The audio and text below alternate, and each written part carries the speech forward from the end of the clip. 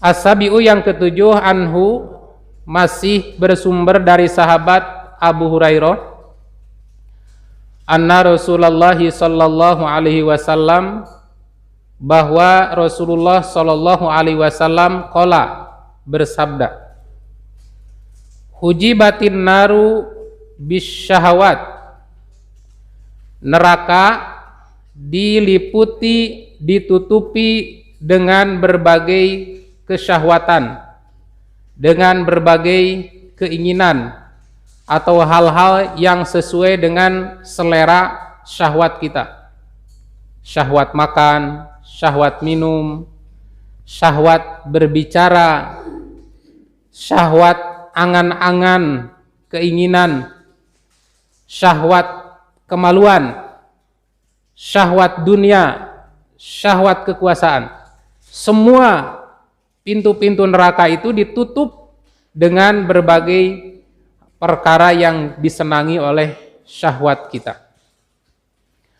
Wa hujibatil jannah, sedangkan surga hujibat, ditutup, bil makarih, dengan berbagai hal-hal yang tidak disenangi oleh syahwat. Jadi surga mas sebaliknya, apa-apa yang menyebabkan seseorang masuk surga, baik dari ucapannya, dari perbuatannya, dari amal badaniyah maupun amal maliyahnya, itu semua bertentangan dengan keinginan syahwatnya, dengan keinginan hawa nafsunya.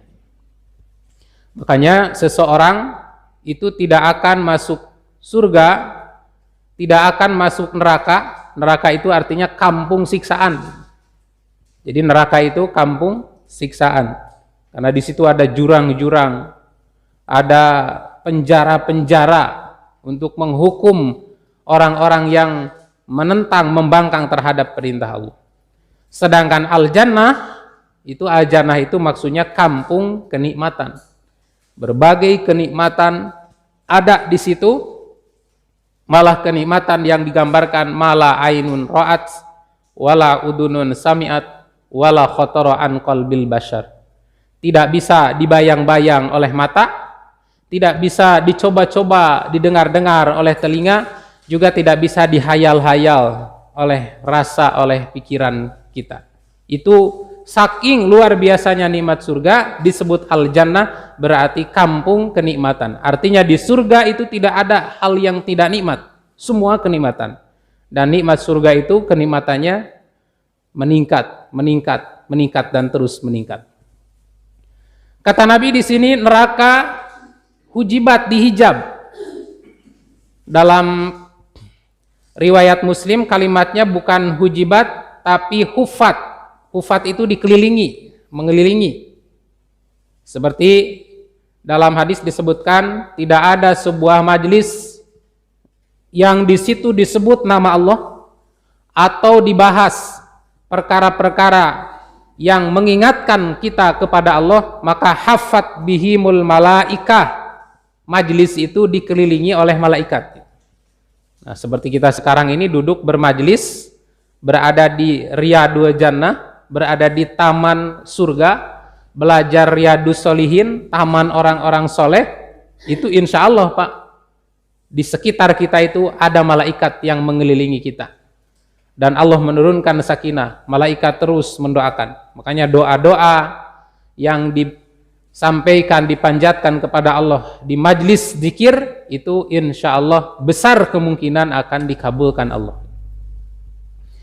Nah, dari penjelasan ini menunjukkan bahwa seorang itu tidak mungkin masuk neraka kecuali apabila dia membuka pintunya, merobek tabirnya, menyingkirkan penghalangnya.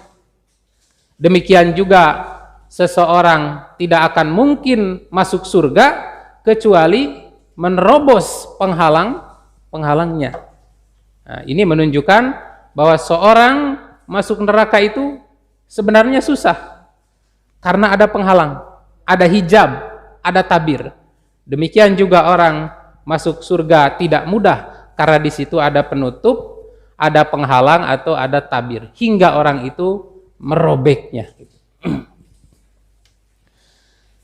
Nah, di sini ada hadis penjelas yang saya temukan di dalam kitab Sunan An-Nasa'i.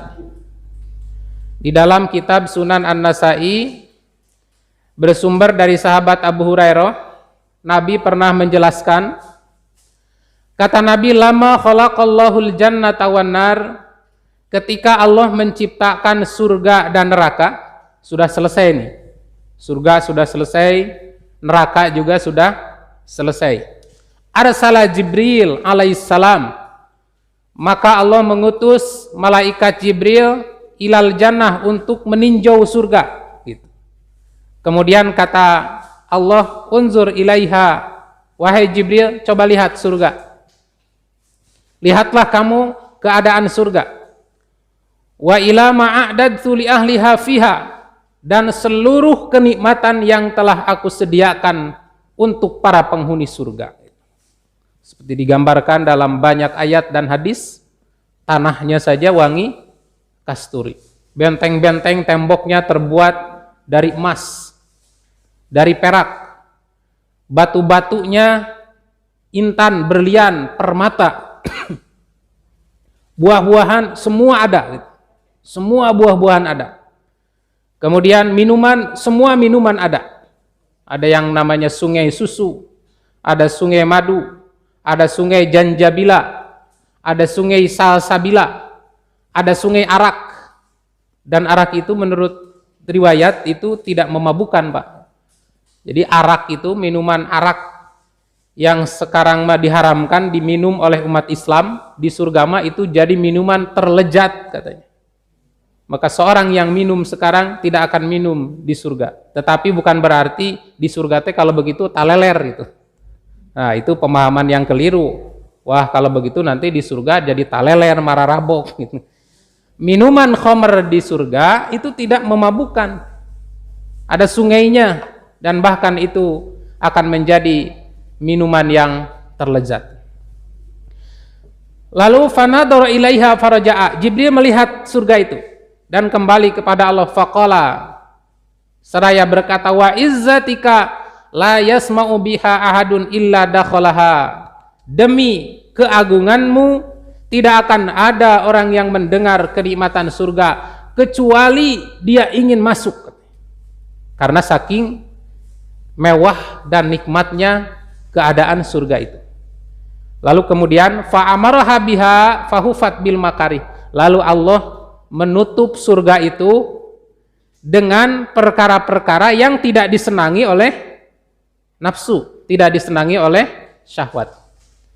Kata Allah, hei Jibril, izhab ilaiha, coba kamu lihat lagi sekarang surga itu, fanzur ilaiha, perhatikan, wa ila ma'adadtu li ahliha, dan apa yang telah aku sediakan untuk penghuninya. Lalu Jibril melihat, Pak. Dan saat itu Jibril melihat, fa idza hiya qad huffat bil makarih, ternyata surga itu sudah ditutup, dihijab dengan perkara-perkara yang tidak disenangi oleh manusia. Maka setelah itu kemudian Jibril menghadap Allah lagi, wa izzatik, kata malaikat Jibril, demi kemuliaanmu, laqad khasyitu alla yadkhulaha ahadun, sungguh aku khawatir, kata malaikat Jibril, tidak akan ada orang yang mau masuk. Nah ini Pak, beratnya masuk surga. Setelah diperlihatkan berbagai kenikmatan yang hakiki, lalu ditutup dengan amal-amal yang tidak disenangi oleh syahwat manusia, Jibril pesimis. Saya khawatir tidak akan ada orang yang mau masuk. Lalu kemudian setelah itu Allah memerintahkan kepada malaikat Jibril untuk melihat, meninjau keadaan neraka. Wahai Jibril, izhab fanzur ilan nar wa ila ma'adadtu li ahliha fiha fanazara ilaih. Wahai Jibril, sekarang kau pergi ke neraka. Lihat keadaan siksaan-siksaan neraka. Lihat keadaan neraka dan siksaan-siksaan yang aku sediakan bagi para penghuni-penghuninya. Maka Jibril datang, Pak, meninjau neraka. Fa idza hiya yarkabu ba'duha ba'dun, maka saat malaikat Jibril melihat keadaan neraka sungguh mengerikan. Api menyala-nyala, saling bertumpuk-tumpuk. Di situ ada nanah panas, segala yang berbau panas. Ada nanah panas, darah panas, kemudian air panas, aspal panas, tembaga panas, dan itu semua akan disediakan sebagai hidangan minuman para penghuni-penghuni neraka. Makanannya pohon-pohon berduri yang tidak mengenyangkan, juga tidak membuat perut segar. Ya, bagaimana bisa kenyang, bisa gemuk makan pohon berduri? Kalau di kita mah pohon berduri itu apa? Pohon salak. Coba makan pohon salak, Pak. Satruk. Itu tidak akan menggemukkan, tidak akan mengenyangkan. Itulah makanan-makanan yang menjadi orang-orang yang menjadi penghuni neraka. Coba lihat bagaimana keadaan neraka dan semua siksaan-siksaan yang aku sediakan untuk para penghuni neraka. Maka kemudian malaikat Jibril melihatnya dan kembali kepada Allah. Kata malaikat Jibril, wa izzatika la yadkhuluha ahadun.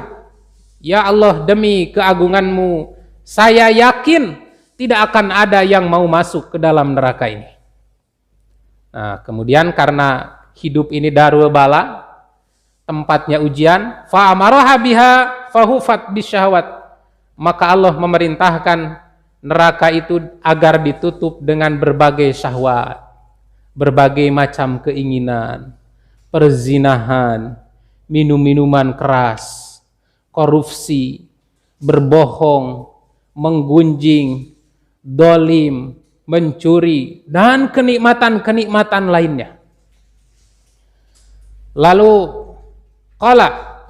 faqala irji fandur ilaiha fanazara ilaiha faida hiya qad hufat bisyahawat.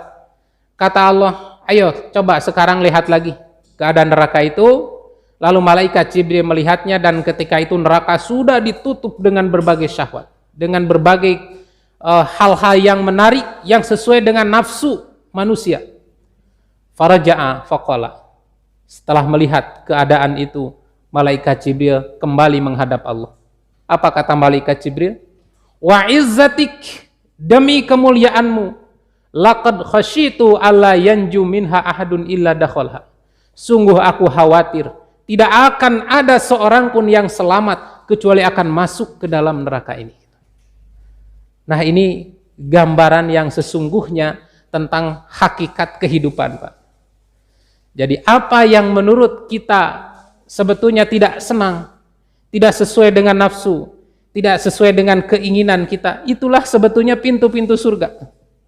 Apa yang sesuai dengan harapan, yang sesuai dengan keinginan nafsu, hati-hati, itulah pintu neraka.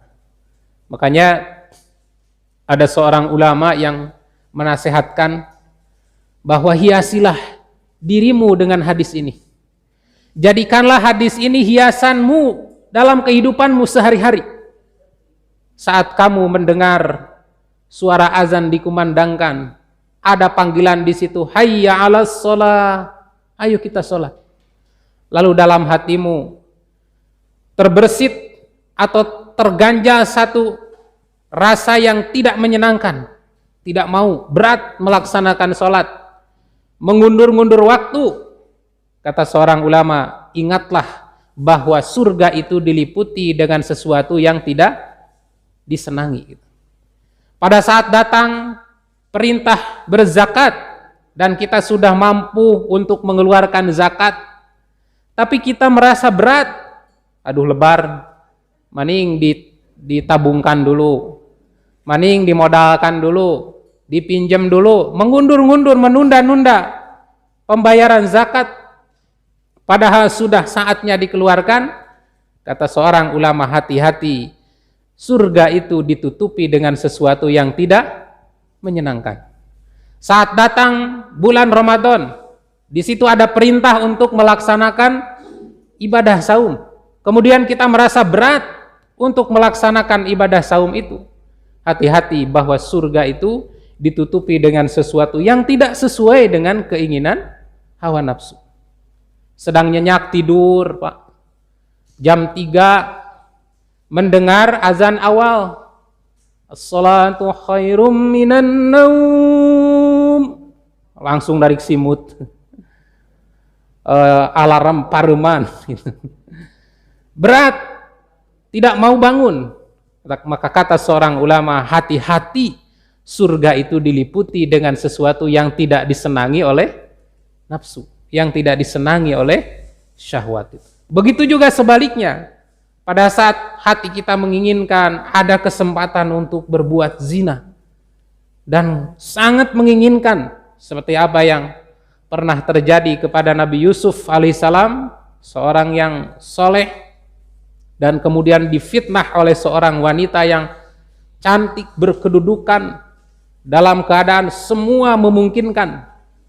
Tapi hati-hati, neraka itu ditutupi dengan perkara yang sesuai dengan nafsu. Bapak ibu diamanahi uang jutaan, ratusan juta, wah berpotensi ini. Nyimpen 10 juta mau katingali, tong dilaporkan. Itu sesuai dengan nafsu itu. Tapi hati-hati, neraka itu adalah ditutupi dengan pintu, dengan hijab yang sesuai dengan hawa nafsu. Syahwat berbicara, menggunjing orang, memfitnah orang itu nikmat gitu.